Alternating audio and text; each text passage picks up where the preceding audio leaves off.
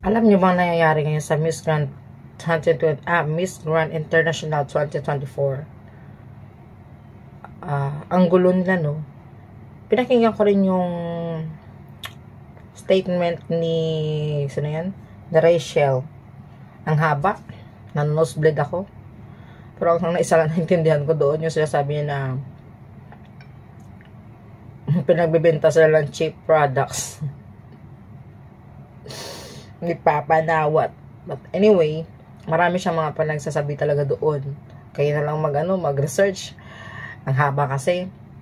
So, parang in-expect niya as a queen na syempre tratuhin siya ng special treatment. Siguro yung mga sa fantasy niya ba.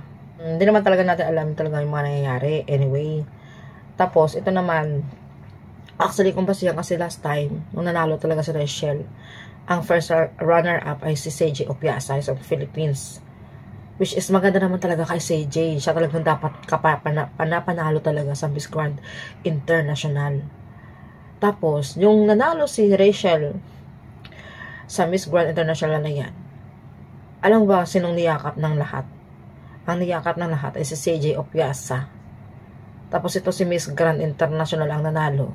Wala lang, natamimi lang sa tabi. Nakatingin doon kay Rachel na parang parang si CJ Opiasa ang nanalo ng Miss Grand International. So ito na nga, kasi actually itong mostly sa mga ganito talaga mga lahi para sa akin. May attitude talaga yan sila. Lalo na kung mataas ang ano nila sa kanilang bansa. Syempre, natamaan siguro ang kanyang ego na hindi niya kaya magbenta ng mga tissue. Kayo na lang mag-research ako, mag-chismis na muna ako dito. Habang mag-edit. Basta, yun na. So ngayon, hindi ko alam kailan na to kasi nakita ko lang siya sa may Instagram na binigay na yung corona kay CJ Opiasa. I'm not sure kung real ba to or edited. I'm not sure ha. Kasi pero feeling ko edited. I'm not sure ha. Kasi sa itong issue lang, bago lang naman to nangangawa sila si Papa Nawat at saka si itong na-terminate na si Rachel ng Miss Grand International. Ay ngayon lang na sila basa ng mga issue na ganito nga. Kata-terminate lang tapos pinasa, wala pa naman ng corona doon. Uy, ayusin nyo man kasi mag-post ba, uy. Na wala pa naman yata na-confirm ko. Hindi ko alam kailan ba to. Something like that. Kasi ngayon meron naman na pakita na yan nga si CJ Opiasa binigay na sa kanya ang corona ng Miss Grand International. Well, diba? Totoo naman talaga yun. Pag ikaw yung first runner-up, if ever na mag-step down yung queen or na-terminate, talagang matik mapupunta talaga sa'yo yun. Dahil ikaw yung first runner-up, diba? So, kasi ang gulo talaga ng Miss Grand International, promise. Kaya, hindi ako masyadong nanood talaga ng Miss Grand. Sa Miss Universe ako talaga nakatutok. Pero, si CJ Opiasa talaga nakita ko. Siya lang pinanood ko. At isa pa, yung si Miss France, yan. Gusto ko yun. Kaya nakuha yung attention ko talaga din sa Miss Grand, maliban kay CJ Opiasa. Kay kay Miss France, kasi kalug. Talagang funny talaga ba, ang dami nangyayaring kalokohan na masaya, basta something like that.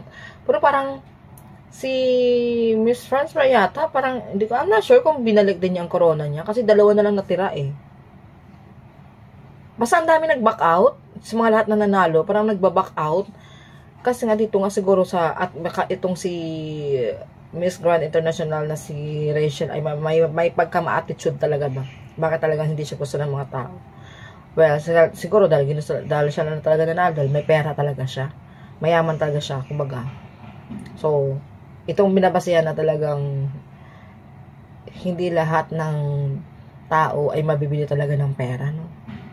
Lalabas talaga yung katotohanan. Aanin mo naman talaga yung mayaman ka nga, maganda ka nga. Tapos, pangit naman ang ugali mo. Kaya nga sinasabi nga, hindi lang talaga yung brain at beauty, dapat mag-beauty din ang kalooban mo. Hindi lang yung panlabas na anyo. Kaya we'll see. I don't know ano talaga mga nangyayari talaga dito sa kanila. Kasi hindi ako ganun ka-updated sa Miss Grand. Pero ito, alam ko, kasi si CJ Opiasa kilala ko syempre. Ano natin yan eh. representative ng ating bansa yan. Siyempre, yun naman, doon naman ako nakatutok lagi sa representative ng ating bansa. Maliban doon kay Miss France. So, yun na nga guys, no? I don't know kung totoo talagang binilik na sa kanya yung, binigay na kay CJ Piazza ang corona. Kasi, kalalabas na naman ang issue, tapos nasa kanya na yung corona.